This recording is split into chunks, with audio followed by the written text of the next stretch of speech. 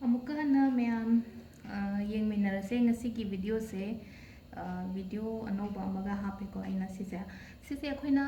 2 cups method ना हायको 2 cup method से कइनो हाइबा मतमदा हाइदी समना हाइबदा issuing हाइदी water therapy ना हाइनै को मोइसिंसे हाइदी सिगी टेक्निक से यामना फबा हाइतारेको यामना फबा हाइदी निंगबा अखोइना अनिंगबा अमा लेरगदी हाइदी सिगी टेक्निक से यूज तौरगा हाइदी ngसाइगी निंगबा थुंगनबा याइको अदुगा सी से आई हाना हाइजौगे को होंट्रिङैदा थाजरगदी तौबियो थाजद्रगदी तौबिगनो सिजे काइंड ऑफ मैनिफेस्टेशन ने आइना आइगी रीडिंग तौ खुदिंगी मैम दा हाइदि मैनिफेस्ट तौबियो अफा अफबा मैनिफेस्ट तौबियो हाइबा हाइको दम हाइदि आइना लास्ट हाइदि गाइडेंस कुंबा कइगुंबा पीबा कांदा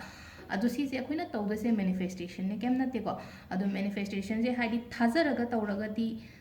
मैनिफेस्टेशन से 100% माई पाकपने अदुगा थाजद्रगदी फेल होइनिको मैनिफेस्टेशन तौ मतमदा अदुना पूरा हाइदि आइना सेमिबा वीडियो सिंसे हाइतारेको सिसे यामना थाजरगा फॉलो तौबियोको अदुगा थाजद्रगदी हाइदि तौरगसु केमता कानाबा फंगोय अदुना आई इसादा हाना तौग्रगा केनो आइना एक्सपेरिमेंट तौरा मतुंगदा सेमोगा वीडियो निको अहुमलक तौवे नको ngasi bukta haitare ko ai life oina ahumlak tawbasida haidi ani amadi thunge aduga amadi hawrokpada ina thajadana tawba haitare ko he hawrokpada e si kamai tawdoino kai khallaga he thawoirudaba haitare ko adu kanda di ngasai gi adugi di oigi deba dum aduga mathang aina yengakpa matamda pura mathang yengakpa haidi mathang aina amuka try tawba haitare ko phajana thajaraga taw matamda di oiba sise adum sise akoina था अहुमगुम्बा दुम कानरगा तौबिबे आइको सिगी थबकसे अदुगा तौगदबा कमाइना तौगदबनो खोटकदबनो हाइदो video से लोइबा फाव येंबियो हाइदि अखोइगी step सिंसे skip तौदनबा हाइतारे खितंग सोइरगसु सिसे तादबने बदुना फजना येंबियो को ma'am सिदा legally glass अनी खक लोबिरे Koyna legally glass ओइन लोबियो हाइदि steel glass plastic glass कुंबा लोबिगनो को crystal ओइबसे खोइगी यामना सेंग्र सिसे crystal से को हाइदि क्रिस्टल केनो त खोइगी ग्लास सिदि पूरा क्रिस्टल की टाइप लंगट्रिक लंगगा येंबदसु याम फजैना को अदुना लोबा कांदा लिगली की ग्लास अनी लोबिरसे लिगली ग्लास अमदना इसिंग से आइना तंखाइदगी खरा हेले आइना थक्पा ngamgadabagi चांगदा हाइतारे को इसिंग लेमहनबा यादे को से लेमहनबसु यादे अदुगा हुंदोपसु यादे ngसाइ अखोइना इसिंग सिदा अखोइना होरेन केनो तौदोइसे को तौगदोरिबा ngसाइ अखोइ केनी अखोइना ngasi कमाइना हाइदि इसिंग द लाइंग बा हाइतारे को समना हाइरबदा वाटर थेरेपी से तौ मतमदा हाइदि ngसाइ इसिंग जे अखोइना हुंदोपो खोतोपदि यादम इसिंग जे हाइदि आइना थक्पा ngamgadabagi चांगदा हापिरसे को आइना सिगी ग्लास मचा से थनफातना लौरे सुमाइना अदुगा अमा सिदना पूरा खालीने अदुगा ग्लास मखा सिदा थमिबा चे से हाइपेडिंग बिसि येंमिनसे को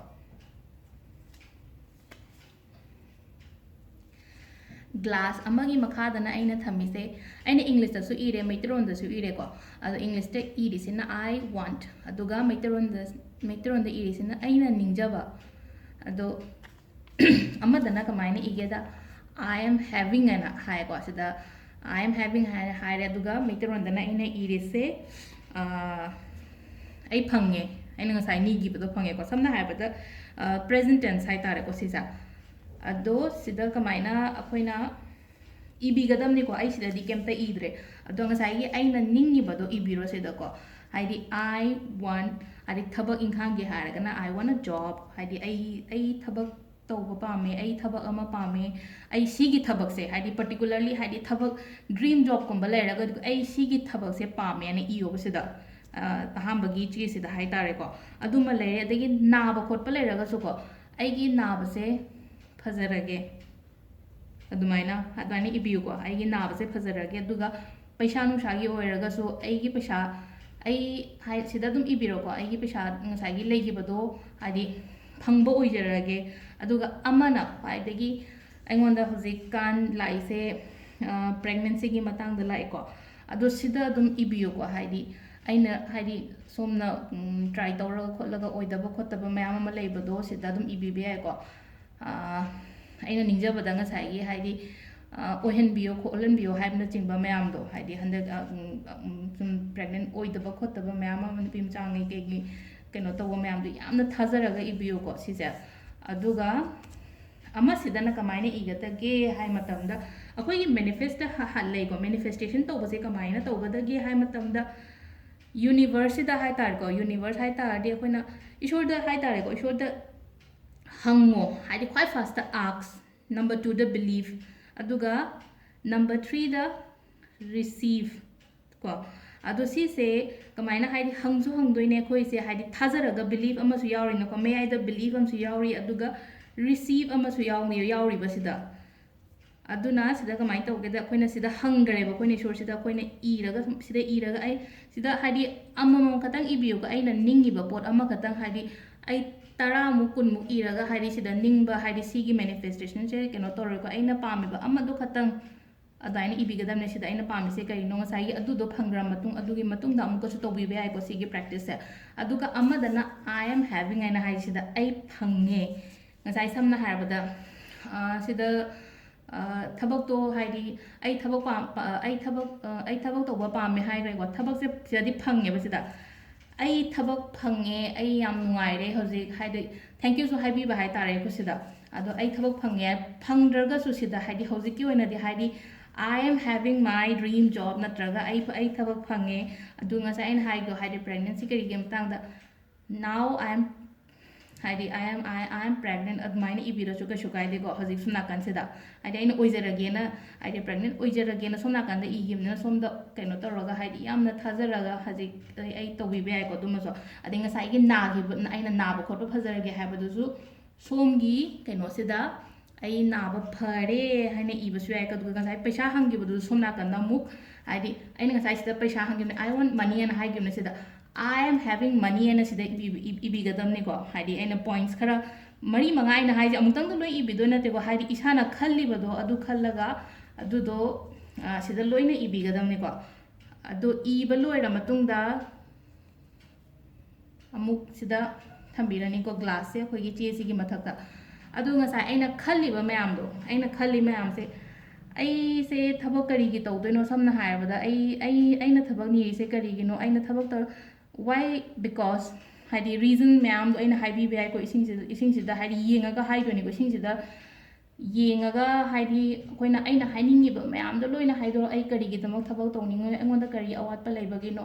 ꯍꯥꯏꯗꯤ ꯑꯩꯅ ꯊꯕꯛ ꯇꯧꯔꯒꯅ ꯍꯥꯏꯗꯤ ꯀꯔꯤ ꯇꯧꯕ ꯉꯝꯒꯗꯒꯦ ꯈꯣꯠꯀꯗꯕ ꯃꯌꯥꯝꯗꯣ ꯑꯦꯠꯂꯤꯁ ꯃꯤꯅꯤꯠ 2ꯒꯨꯝꯕ ꯍꯥꯏꯇꯥꯔꯦꯀꯣ ꯃꯤꯅꯤꯠ 2ꯒꯨꯝꯕꯁꯤꯗ ꯏꯁꯤꯡꯁꯤꯗ ꯌꯦꯡꯉꯒ ꯃꯌꯥꯝ ꯍꯥꯞꯆꯟꯕꯤꯌꯣ ꯁꯤꯗꯀꯣ ꯍꯥꯏꯗꯤ ꯑꯩꯅ ꯅꯤꯡꯉꯤꯕ ꯃꯌꯥꯝꯗꯣ ꯂꯣꯏꯅ ꯍꯥꯞꯆꯟꯕꯤꯔꯁꯦꯕ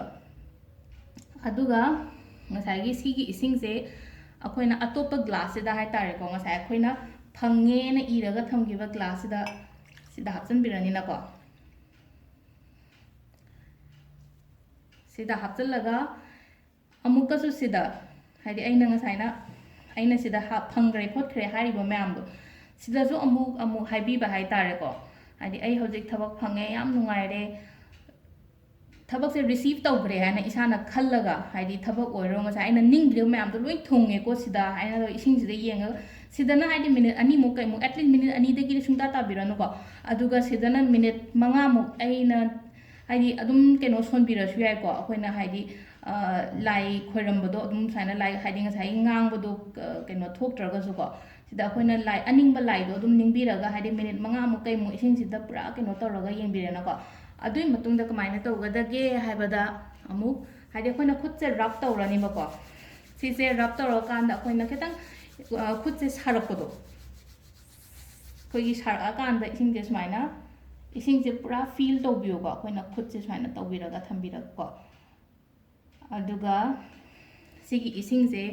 ꯑꯃꯨꯛꯇꯪꯗ ꯊꯛꯆꯟꯕꯤꯔꯣꯀꯣ ꯁꯤꯁꯦ ꯍꯥꯏꯗꯤ ꯑꯩꯅ ꯉꯁꯥꯏ ꯌꯥꯝ ꯂꯧꯕꯤꯒꯅꯣ ꯍꯥꯏꯗꯣ ꯑꯃꯨꯛꯇꯪꯗ ꯁꯤꯁꯦ ꯂꯣꯏꯅ ꯊꯛꯆꯟꯕꯤꯔꯅꯤ ꯏꯁꯤꯡꯁꯦꯀꯣ ꯏꯁꯤꯡꯁꯦ ꯊꯛꯑ ꯃꯇꯨꯡꯗ ꯊꯝꯃꯦꯀꯣ ꯒ꯭ꯂꯥꯁꯁꯦ ꯑꯃꯨꯛ ꯍꯥꯏꯗꯤ ꯑꯩꯅ ꯁꯤꯗꯩ ꯊꯛꯇ꯭ꯔꯦꯁꯤꯗ ꯑꯩꯅ ꯃꯌꯥꯝꯗꯣ ꯁꯨꯝ ꯎꯠꯄꯅꯤꯅ ꯏꯁꯤꯡꯁꯦ ꯒ꯭ꯂꯥꯁꯁꯦ ꯀꯩꯅꯣ ꯇꯧꯔꯒ ꯁꯤꯗ ꯊꯝꯃꯦꯀꯣ ꯑꯗꯨꯒ ꯑꯩꯈꯣꯏꯅ ꯀꯩꯅꯣꯁꯤꯗ ꯍꯥꯏꯇꯥꯔꯦꯀꯣ ꯁꯤꯗ ꯑꯩꯈꯣꯏꯅ ꯏꯁꯣꯔꯗ ꯍꯥꯏꯇꯥꯔꯦꯀꯣ ꯏꯁꯣꯔꯗ ꯍꯥꯏꯕꯤꯔꯁꯦꯕ ꯍꯧꯖꯤꯛ ꯍꯥꯏꯗꯤ ꯁꯤꯗ ꯍꯥꯏꯗꯤ ꯏꯁꯣꯔꯗ ꯍꯥꯏꯗꯤ ꯁꯝꯅ ꯍꯥꯏꯔꯕꯗ ꯑꯗꯨꯝ ꯍꯥꯏ ꯊꯦꯡꯛ ꯌꯨ ꯑꯗꯨꯝ ꯍꯥꯏꯕꯤꯔꯁꯦꯀꯣ thank you God for everything ꯍꯥꯏꯗꯤ ꯑꯩꯅ ꯍꯧꯖꯤꯛ ꯂꯩꯖꯔꯤꯕ ꯈꯔꯗꯨꯒꯤꯗꯃꯛꯇꯁꯨ ꯍꯥꯏꯗꯤ ꯒ꯭ꯔꯦꯇꯤꯇ꯭ꯌꯨꯠ ꯄꯤꯕꯤꯌꯨꯀꯣ ꯒ꯭ꯔꯦꯇꯤꯇ꯭ꯌꯨꯠ ꯄꯦ ꯇꯧꯕ ꯍꯥꯏꯔꯒꯗ ꯏꯁꯣꯔꯗ ꯑꯩꯈꯣꯏꯅ ꯍꯥꯏꯕꯤꯕ ꯍꯥꯏꯇꯥꯔꯦꯀꯣ ꯊꯦꯡꯛ ꯌꯨ ꯍꯥꯏꯕꯤꯕꯗꯣ ꯁ꯭ꯇꯥꯔꯠ ꯄ꯭रेइंग ꯒ꯭ꯔꯦꯇꯤꯇ꯭ꯌꯨꯠ ꯑꯩ ꯑꯗꯨꯝ ꯍꯥꯏꯀꯣ ꯃꯌꯥꯝꯗ Haidi, thank you God for everything what we have in our life. Haidi, akoida lay aingonda akoida aigi life da layriba mayam sigi damakta thank you na haibiyo. Haidi ai noma haidi ngasigi numit amasung yengba phangena. Ngasigi numit amasung yengba phangena covid ki kari matang sida mi mayam chatna gi basu yaure ama to gi basu yaure akoidi ngasi phawda di haidi numit amaga mu uhanba phangena ishor sina. Adu dagi hauna mit pangthorak padagi hauna adum haidi akoina adum thank you to bi bai na koi shor se adum asu leire aduga khoi yum ama leiri yum haidi yum leiri hadi shorok ta di leite na hadi mi me ama leiri hoji ki matam se da hadi shorok ta kai da leiba mayum makai leita ba khoi phamung leiri phamung da hippi chana thakna ba kem ta khoi da awat pa thoido pa kem ta leite adu mi adu nga sai akhoi na shorok ta kai da leiri ba mayam du compare tawraga di akhoi gi life se di yamna pharina adum ba mayam du gi hadi ai gi family leiri ai gi angang leiri ai gi imai pa leiri aigi partner lady ko dagi aigi brother sister mayam ama lady adumba mayam do thank you to bi ba hai tare ko aduga last ta amuka ju ishor shida thank you se ahum lakum ba hai bi ba hai tare ko do sigi keno se akhoi gi keno se 2 cup method se to bi yo mutang hai di aningba amam le raga di samna have iche maru phau de ka har pu ya ba adu su to ba yai ko hai di akhoi na keno ko daina ga le raga di hai di adum ba mayam du su ni ba yai ko akhoi na hai di maru phau ba kamai na to hon ga ta ke ka har ga adu si yam thazara ga taw raga di oi bane sigi keno se akhoi gi 2 cup method quantum jumping ana jo haina bane si se ado si je try to bio mayam aduga try tawra matung haidi numit tarani oiro numit trangani matung da oiro amuk video da changa comments kuma pibira mo haidi tawra matung da haidi oye oide habado aduga khwaidagi main important di thazaraga to bigadam ni ko mayam